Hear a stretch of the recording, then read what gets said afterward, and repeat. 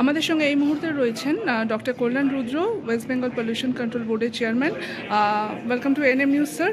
আমরা একটু আপনার থেকে জেনে নেওয়ার চেষ্টা করব আজকের এই প্রোগ্রাম সম্পর্কে, যেটা পুরুলিয়াতে অনুষ্ঠিত হচ্ছে।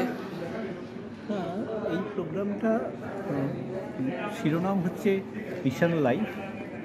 এটা সারা ভারত জুড়ে এটা একটা অ্যাওয়ারনেস প্রোগ্রাম। অ্যাওয়ারনেস মানে হচ্ছে আমরা যে সময়টার মধ্যে দিয়ে যাচ্ছি তাতে আমরা লক্ষ্য করছি যে বিশ্বজুড়েই বাস্তুতন্ত্র বা পরিবেশের ভয়ঙ্কর একটা অবক্ষয় হয়েছে।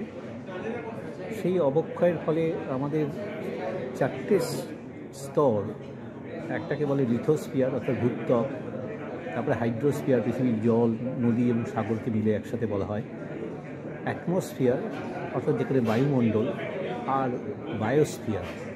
এই চারটে স্ফিয়ারে ভয়ঙ্কর আঘাত হয়েছে এবং এই আঘাতটা এত ভয়ঙ্কর যে এটা সভ্যতা একটা গভীর থেকে গভীরতম সংকট ডেকে এনেছে। আমরা দেখছি পৃথিবীটা ক্রমশ উষ্ণ হয়ে উঠছে, জলস্তর এগিয়ে এসে গ্রাস করছে, ঘূর্ণিঝড়ের প্রবণতা বাড়ছে,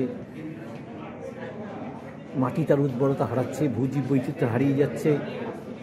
ফলে একটা গভীর থেকে গভীরতম সংকটের মুখোমুখি এই পৃথিবী। ফলে আমাদের মিশন লাইফের উদ্দেশ্য হচ্ছে যে আমাদের লাইফস্টাইল বা জীবনশৈলীকে আরও পরিবেশ বান্ধব করতে হবে।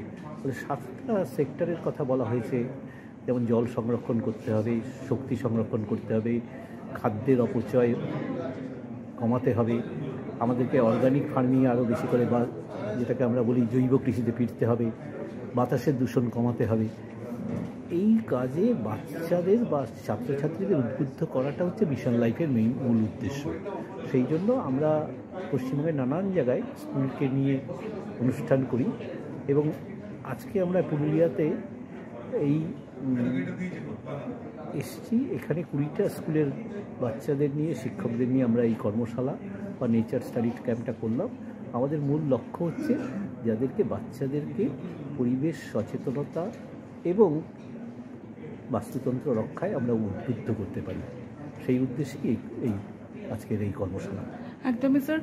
আমরা দেখেছি এরকম আরও ওয়ার্কশপ আপনারা আরও অর্গানাইজ করেছেন, এই স্কুলগুলো পার্টিসিপেট করছে। তো এরপরে আপনারা যে মানে কি আপনাদের মনে হচ্ছে যে এটা এই যে ছাত্রছাত্রীদের দ্বারা হচ্ছে, এটা পজিটিভ এফেক্ট কতটা আপনারা ফিল করছেন? না, ছেলেরা তো সুন্দর সুন্দর মডেল তৈরি করেছে। হ্যাঁ, খুবই সুন্দর। তারা ছবি এঁকেছে, সেই ছবিতে সবগুলোই এত ভালো যে এদেরকে ক্রমপর্যায়ে সাজানো খুব কঠিন। তবু নিয়ম অনুযায়ী যা হয়, আমরা কয়েকজনকে হয়তো পুরস্কার দিতে পারবো, কিন্তু আমি খুশি হতাম যদি সবাইকেই পুরস্কার দেওয়া যেত। এটা আসলে সবটাই আমি যেটা বলছি যে এটা ছাত্রছাত্রীরা যদি উদ্বুদ্ধ হয় তাহলে আমাদের পরিবেশকে আমরা রক্ষা করতে পারবো। সেই জন্যই তাদেরকে একটা আমাদের পরিবেশ রক্ষার সৈন্যবাহিনী হিসেবে আমরা গড়ে তুলতে চাই।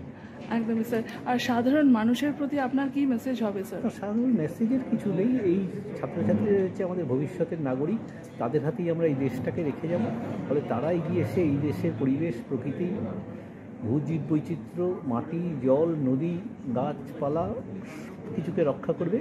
এই প্রত্যাশা নিয়েই আমরা ওয়ার্কশপ করি, যাতে প্রতিটি ছাত্র একজন সচেতন নাগরিক হিসেবে গড়ে ওঠে। একদমই। অনেক ধন্যবাদ স্যার আমাদের সঙ্গে কথা বলার জন্য। আমরা কথা বলে নিলাম डॉक्टर कल्याण रुद्रর साथ, chairman West Bengal pollution control. और खबरों के लिए सब्सक्राइब कीजिए एनएम न्यूज़, बेल आइकन दबाकर रहिए सबसे आगे।